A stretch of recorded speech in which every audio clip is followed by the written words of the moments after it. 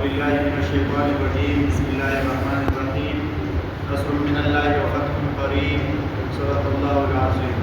محترم اساتذہ کرام صاحبان اور میرے ہم سفر ساتھیوں، السلام علیکم ورحمۃ اللہ وبرکاتہ. آج مجھے جس موضوع پر لبکشائی کا موقع ملا ہے وہ ہے بیت المقدس. اے الاقصی، اگر خدائے دو جہان نے مجھے توفیق دے دی تو میں تمہارے آزادی کے لیے ہر ممکن کوشش کرو. جانے ہمارے کو فوج کو کیا ہوا، وہ کیوں ہتھیار نہیں اٹھاتے؟ تمہیں کو کیا ہوا کہ اللہ کے راہ میں نکلنے سے ڈرتے ہو؟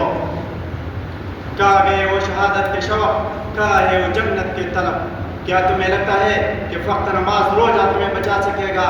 تمہیں جہاد کا پوچھا نہ ہو، تمہیں جہاد کا پوچھا نہ ہو. جانے ہمارے فوج کو کیا ہو، وہ کیوں ہتھیار نہیں اٹھاتے؟ وہ کیوں ہتھیار نہیں اٹھاتے؟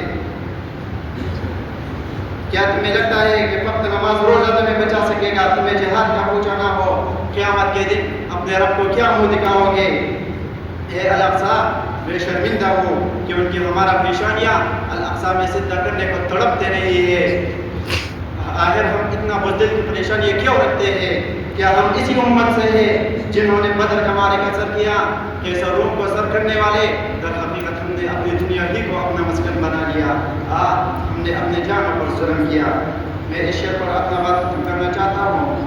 حالات کے زنجیریں ہیں قوم میں ہمارے، حالات کے زنجیریں ہیں قوم میں ہمارے.